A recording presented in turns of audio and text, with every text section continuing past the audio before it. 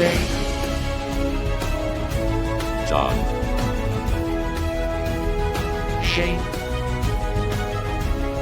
Chad,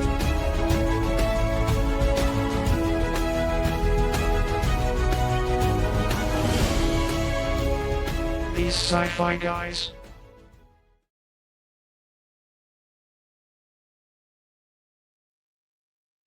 Welcome to these Sci-Fi Guys. I am Dave, and with me is John. What up? And Chad. Hello, guys.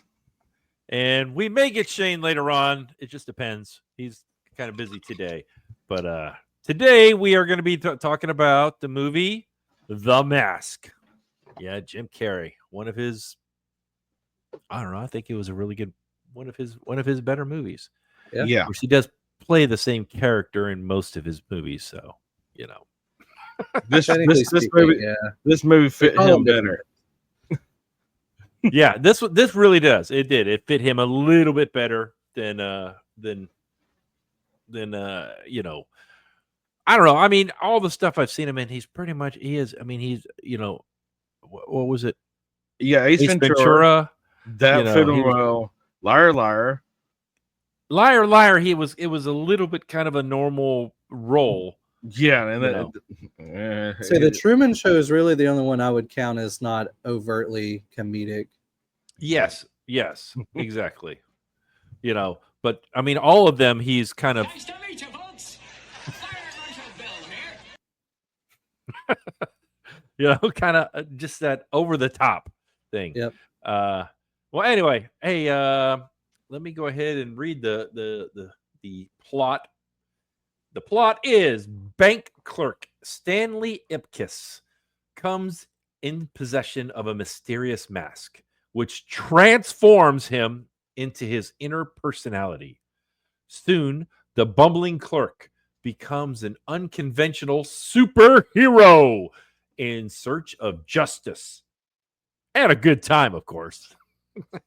So I don't know about superhero. I don't think about Maybe superhero. hero, vigilante. Hey. I'm just going by what I read, you know. So let's go ahead and go behind the scenes.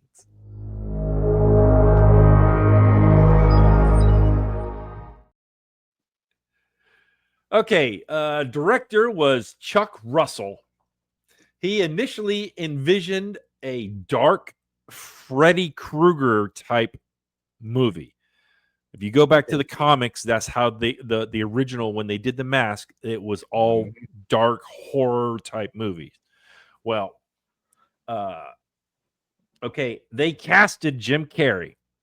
Jim Carrey had not done anything. He had done In Living Color. That was about it, you know. And they knew he had a wide range of acting ability, so they were like, "Okay, we'll go and cast him."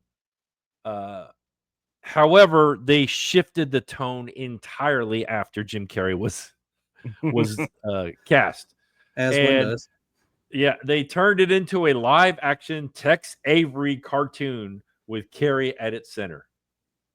Carrey embraced the energy. The script was rewritten to embody his comedic style.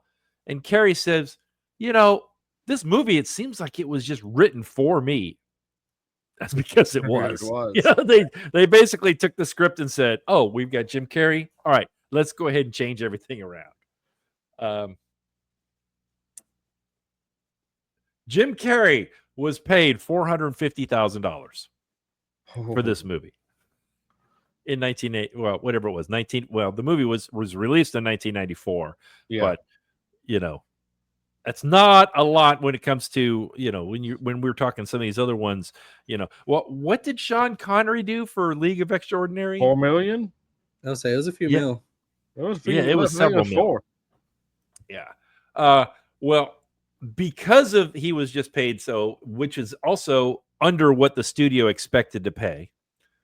But his elastic facial connotations, you know, the way he could actually move his mouth and move his face and everything, they basically saved about $1 million on CGI cost because he was able to act things out instead of them having to computer generate it. Mm-hmm.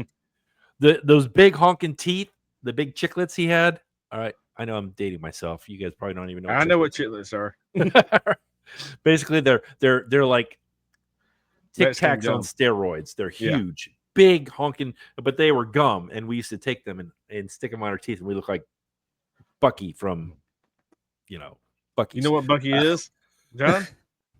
Of course. He knows what Bucky's is. I was you gonna know. say, hey, we traverse that well. Yeah. Hold on a second here. All right. I got off the screen for a second. Wrong screen. All right. Because of those teeth, they only were going to use those for still shots. That was it. But Jim was able to speak and figure out a way to talk while he still kept those in his mouth, and it sounded normal. So they basically kept that in the script. They weren't going to use them whenever he was speaking, but he was able to, move his mouth around and be able to speak normally. Of course, he didn't really speak normally, right? I mean, true. He was Okay. And anyway, so he improvised some of the iconic gags.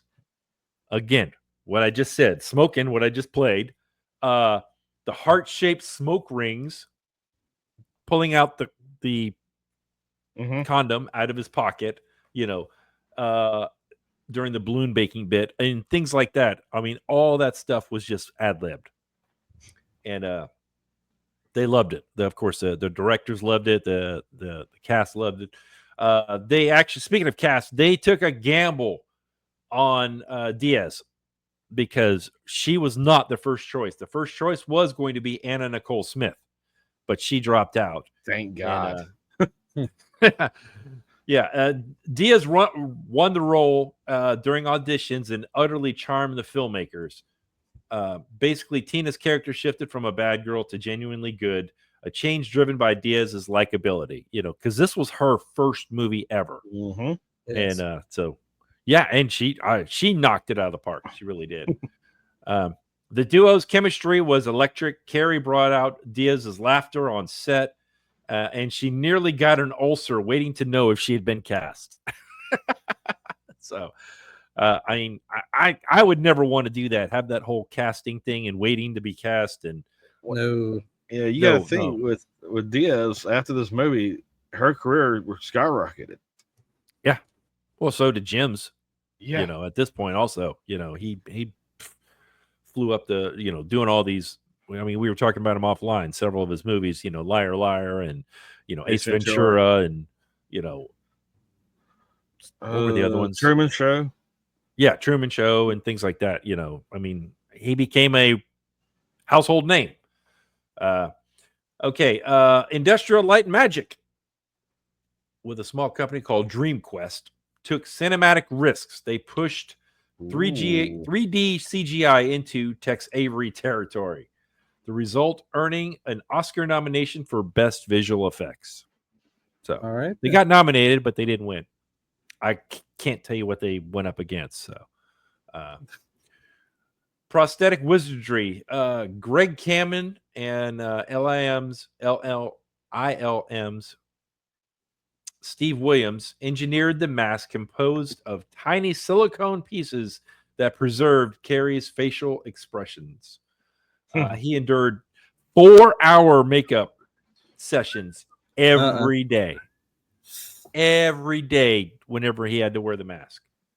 And once he had to film while he was ill, basically due to production demands. He was sick and he still, had to sit there for 4 hours, put the mask on, and then do the filming. I assume that meant it took 4 hours to take it off. But I don't know. I don't think it took that long because it's probably easier. It depends on how much they needed to save of it. If it was like new every time, then yeah, they just ripped the sucker off. Yeah. I mean, I know a lot of it is also, it's just the painting of the green, like around the eyes and all that. I mean, I'm sure all that is what takes time. Okay. The money Frisbee closet scene. The dog actually refused to drop it. So Carrie, ever the improviser, tugged and toppled. The unscripted gag was kept in the final cut because the dog basically didn't. There was a lot of the stuff that the dog was supposed to do and didn't do, but they just kept it in the script because it was hilarious. Okay. The money. No. The Cuban Pete musical number, when he's, yes. that one was going to get cut. But when they, where all the police officers, the lively dance and all that, basically they did, when they did some test audiences, they loved it and said, you got to keep it in. Don't take that out. And so they ended up keeping it in. Yeah, that was. And of course, the film's success even influenced Dark Horse Comics. They ended up changing the comic to actually look like Jim Carrey. Yeah, makes sense. Yes. Yeah. Okay. Let's go ahead and go with question.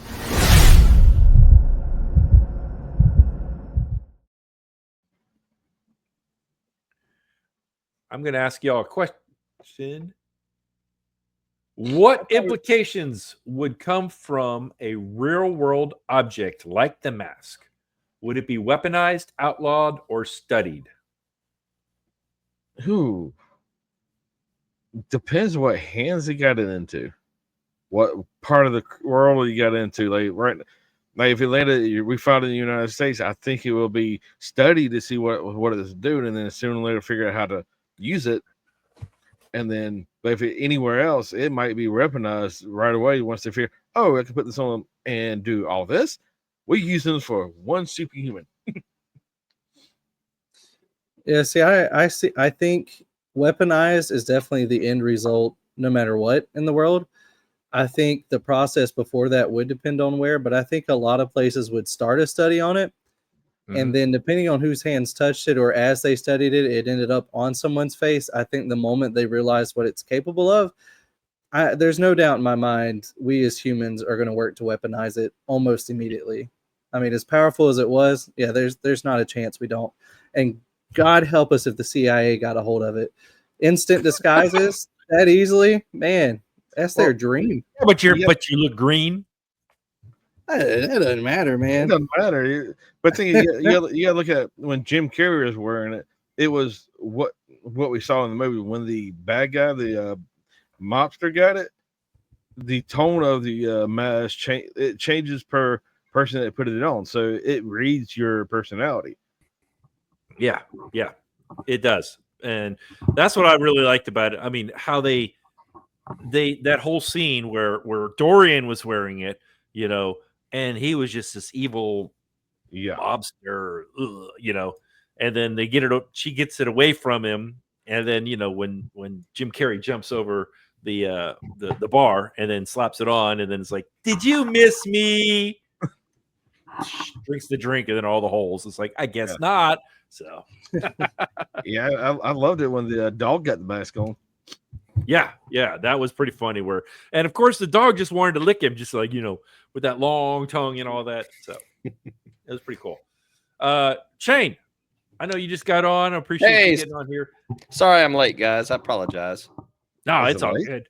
I asked a question. I just did the first question. What implications would come from a real world object like the mask? Would it be weaponized, outlawed, or studied? Can I say a little bit of everything? To be honest with you, I think something like that. I'll be honest with you. I think it would be studied. I think the initial reaction whenever you first see something like that happening, first off, it would be like, what in the world is this? First off, when you see a guy like Jim Carrey basically being cartoonized, basically, and being able to do all this stuff, I think that it would be very much like, what is this thing? You collect it, you study it, you figure it out. Then I think you would go into, can this be monetized?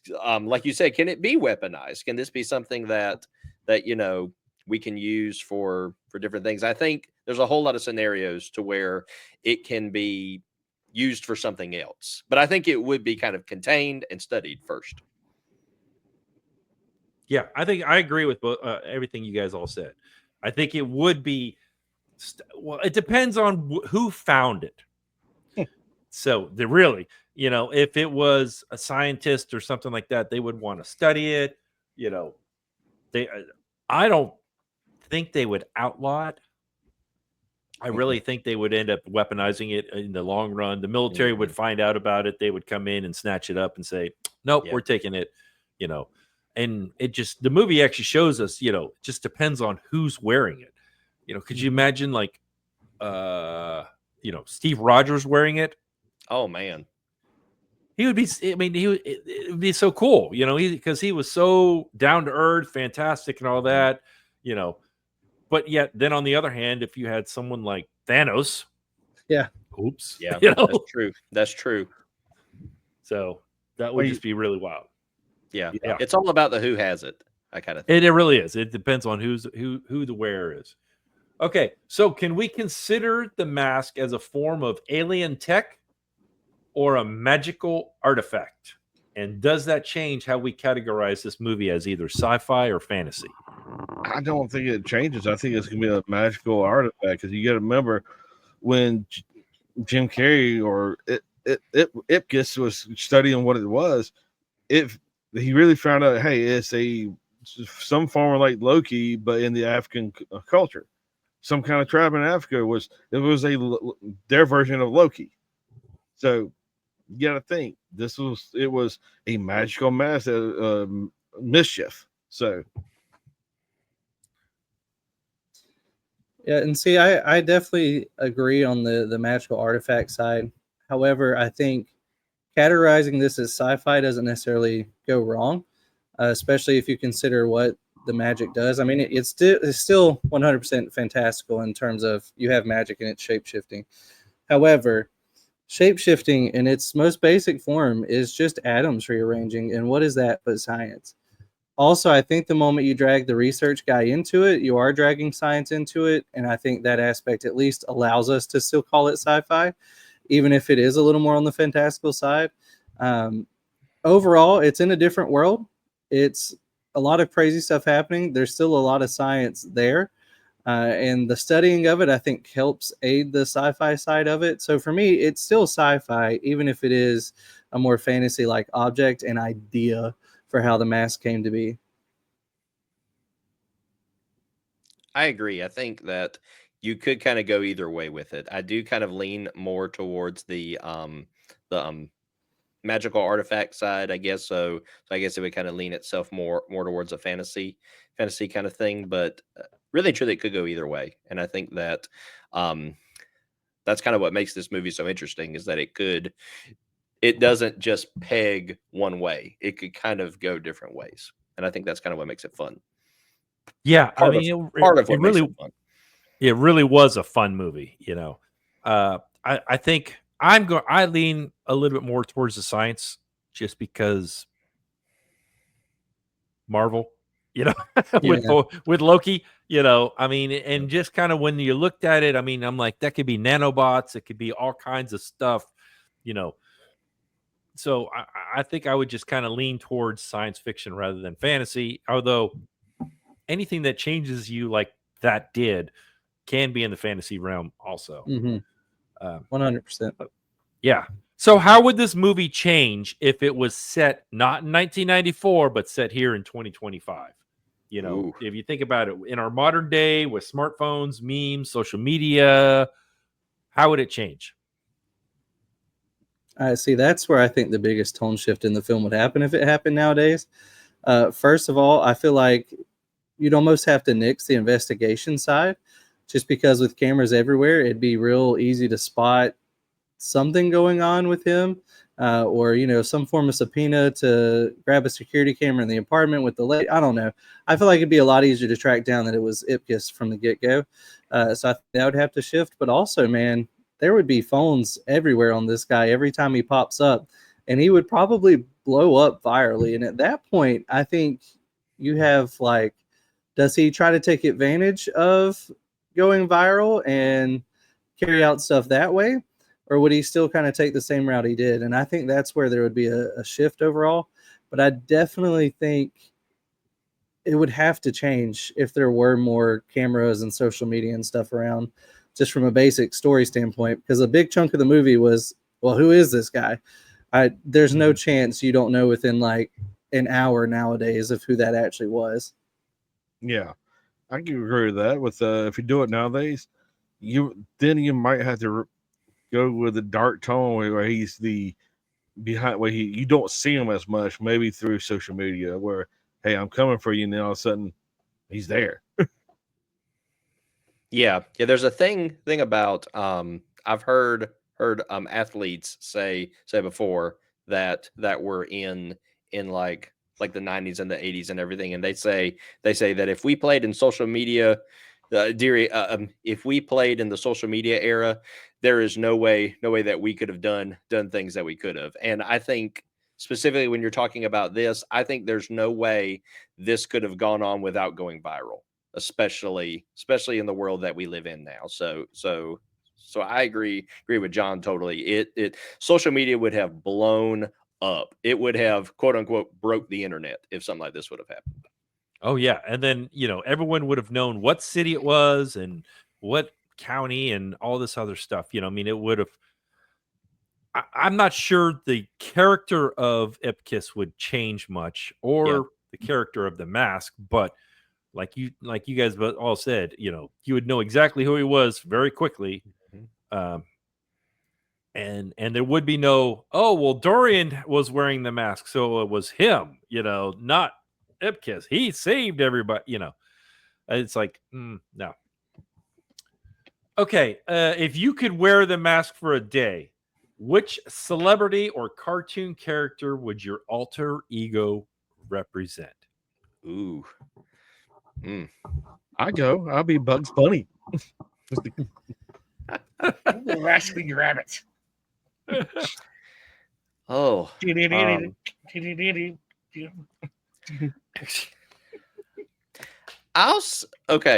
Okay. So I'll go more the Disney route with this. I think I would turn into Goofy, because that is the total 180 of my normal personality. For those who know me, I'm usually pretty reserved, and pretty kind of laid back. And I think that it would either be very much on the Goofy side, or I'd go to Donald Duck and just be a raging a raging lunatic on everything. So that's probably what it would be for me.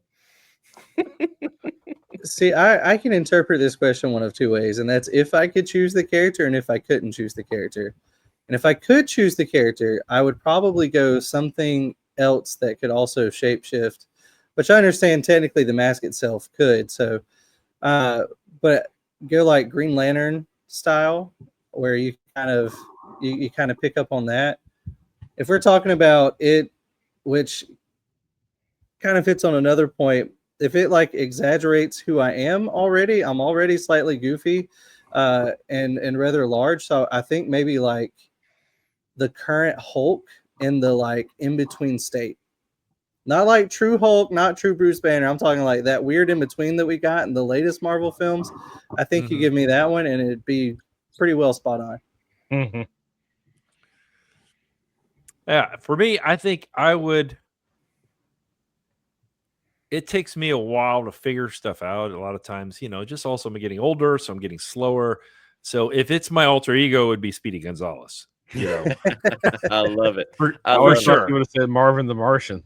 I love it. No, I love Marvin. I mean, but that's too much like me. So I claim this planet in the name of Mars. Yeah. So sorry, that was a bad impression. Honestly, if it was exaggerating like who I am, that would probably be like Duck Dodgers, and in the 24th and a half century. Yeah. Just because I mean, I love science fiction and all that. And just, he's just over the top. He's just over the top. Daffy, I don't think you need to do that. Yeah, definitely. Okay, here we go.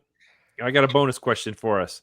Who would be more chaotic in the mask, wearing the mask? Deadpool, Harley Quinn, or Beetlejuice? Ooh. Deadpool. Well, okay. when you're talking about chaos, are you talking about just unruly, or are you talking about fun and out there? Like what?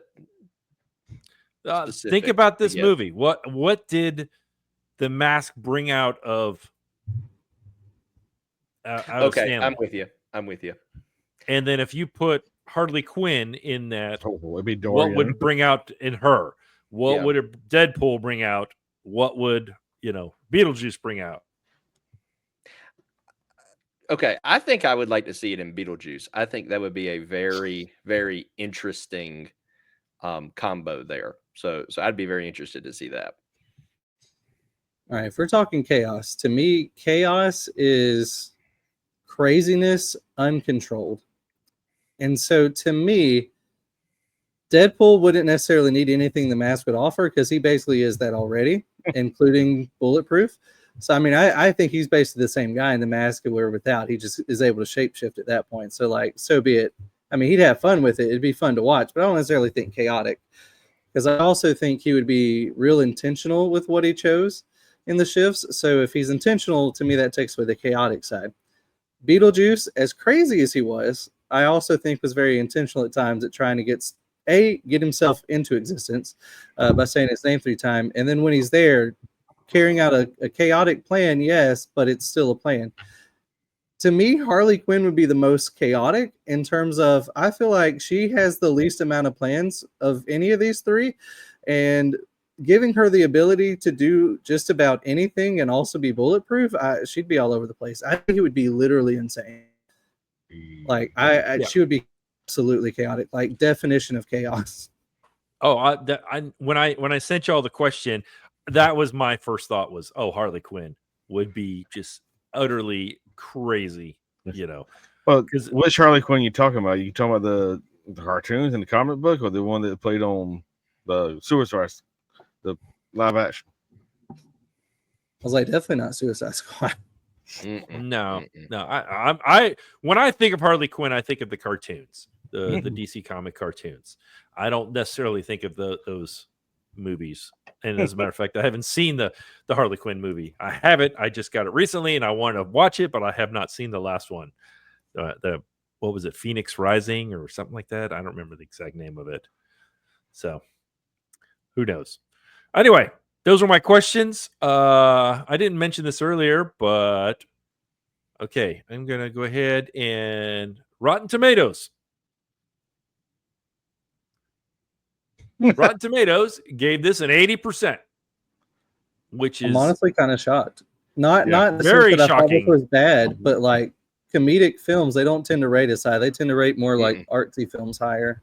Yeah, they really do. And then the popcorn meter, I figured it would be a lot higher than 68%.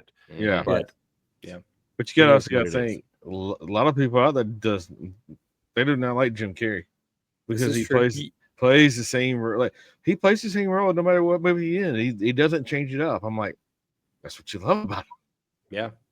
Well, I mean, that's what he's known for. Mm-hmm.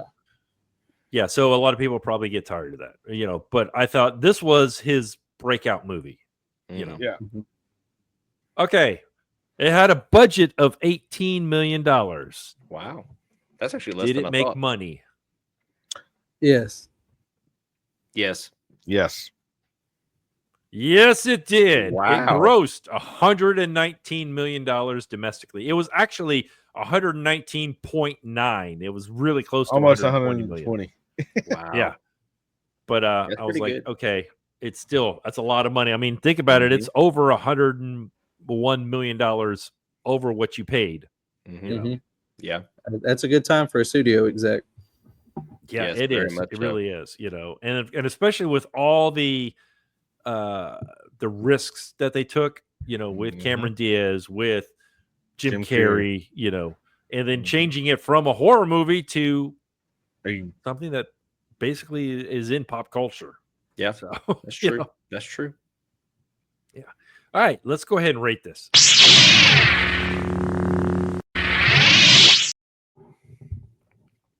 All right, Okay, Dave, we're gonna since rate it was this your film. Yeah, I was going to say, since we rate this on a scale of 0 to 5 lightsabers, I get to rate this because I'm the one that picked the film. There you go. I thought this movie was very fun. Very, very fun. There was again, we didn't do plot holes this week just because it was so over the top. No one in their real life would ever be like that, and find things and do the way that Jim Carrey was able to do with this character. So that's why we didn't really even talk about plot holes. But even with the fact that there wasn't a lot of plot holes, there was some, but not a lot. And I don't know. I thoroughly enjoyed this movie. I mean, I haven't seen it in years, but it was fun. It really was. I think I'm going to go very similar to what you guys did. There's something that y'all did last week. I'm going to give it a 4. I'm not sure, and I'm still teetering between 4 and 4.5. I'm really close on both of them because I'm like, I gave Teenage Mutant last week a 4.5, and this is right up there with it. I just don't typically give out 4.5s very often, and I'm not sure I could go back to back. So, Shane, how about you? I'm still. I may end up changing it before we finish this. Who knows? Yeah. Well, Dave, I think you hit the nail on the head. This movie is fun. That's just in all ways, it's a lot of fun. This is the classic kind of Jim Carrey character, which has made him famous. It's very very over the top, very enthusiastic, very very cartoonish in a lot of ways, which I mean, it makes it fun. It's different. It's different, and I think that's the thing that sets it apart. Really good movie. I remember watching it as a kid and loved it still today. I think that I don't think I can rate it as high as something like a Ninja Turtles or an ET or something like that, just because those are more on the iconic characters, the iconic storyline kind of thing.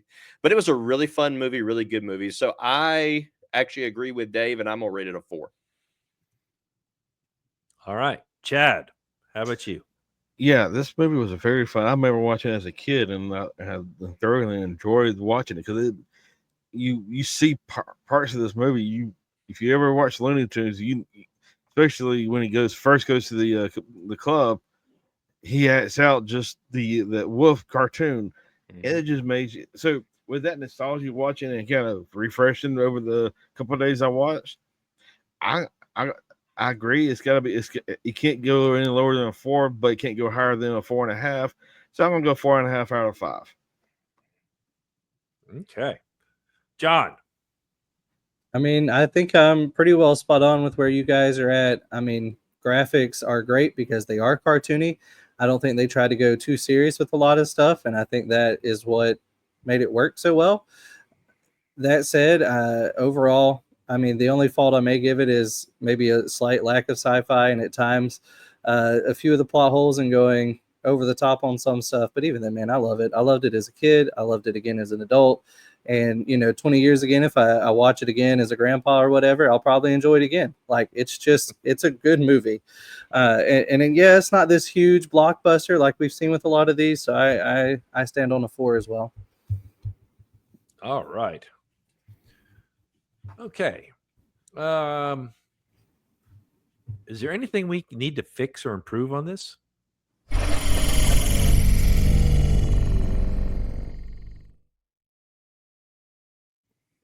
I know I put the screen up there, but I'm not sure really what, other than maybe the bumbling police officers. Yeah. Yeah. A little bit more serious, maybe, or okay, who's going to put a whole bunch of cash in a piggy bank and then you're just going to shoot the place up to blow it up? Okay, let's kind of have a little bit better story. But I get it. It was the whole, cartoonish, over the top. I don't know what I would change. I wouldn't change any of the actors. Would you guys change anything?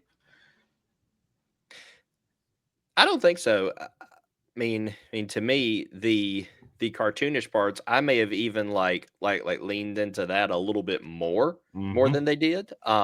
Just because I mean it makes it fun, it makes it different, but really and truly there wasn't a lot I would change. Yeah, I agree with that, Shane. Make it more cartoon. Put more cartoon parts in this, and because that's what that's what made this film what it was, and people loved it of it. Yeah, I agree with that. With Dave, with Fitz the policeman, they should have done something better. Yeah. I say I go one of two directions. I either go that super dark route, which I think would work better in the modern age. Yes. But at the time this was made, the Goofy definitely worked way better. However, I would also, if we're leaning into the cartoon side like you guys are talking about, give me almost like the Who Framed Roger Rabbit-esque world. Oh yeah. And just bring in a whole slew of cartoon characters, something. Maybe he opens a portal in the middle of the film. I think you can make it real fun in that way. But other than that, no, there's not really a whole lot of improvement I saw for this one. Honestly, one thing I think I would like to see, and now that you guys are talking about this, I think when Tina when she got her foot out, and instead of kicking the mask to the dog, she was able to kick it straight up and it lands on herself. Yeah, that would have been cool. And then transformation, and then she's now the mask, you know, but she's like obviously she's different than Jim Carrey is, but she's able to get away from Dorian. She's able to take it off and say, Stanley, you're better at this than I am, or something along that line. That would have been I cool. think that'd be fun. I agree. Yeah. Direct to Enterprise. Please contact us. Tell us if you agree with our ratings, or how you would fix or improve this movie, or if there's a movie that you would like us to review. The easiest way to do that is if you're watching us on YouTube is to comment below. For those of you that are audio-only listeners, you can reach us on either X or Facebook at TheseSciFiGuys. Or you could email us, thescifiguys@gmail.com. Yeah, so coming up next time, Chad, you picked it. Do you remember what movie it was? Surprised me. And it is it's a sequel to a movie. We haven't seen the original, but the original is really more not sci-fi, and the sequel is. It's Zathura. Zathura? Good. Yeah, Zathura. Yeah. The original was Jumanji, and that was such a good movie. The original was such a good originally good movie. And to be honest, I'm going to be honest with people out there. I did not pick this movie for myself. My son actually, hey, I want to watch that. So I'm like, all right, let's put it. Yeah, that's right. that's fine. That's what this whole thing is about. You know, I mean, it's spending time with your families. You know, I mean, we typically don't. Yeah, there are some rated R movies in there, and you know, and when we send them out, we're like, you know, hey, okay, don't do this one around kids or whatever. But you know, there's been some. Trust me, there's been some. You know, that were just. You know, it may not be, you know, like when we did Sucker Punch, for example. You know, it's just the situation that they were in is just, it's too much for kids. So, Right. You know. So yeah. So anyway, that's gonna be our next one, and we appreciate you guys all out there watching us, and just remember, no matter where you go, there you are. Until next time. Crash and burn. The Sci-Fi Guys is an independent broadcast by the Sci-Fi Guy Productions. For more information on upcoming episodes, follow us on Twitter or X at the Sci-Fi Guys. For our audio-only listeners, you can find us on Spotify and Apple Podcast. Like, subscribe, or leave a comment to let us know how we're doing.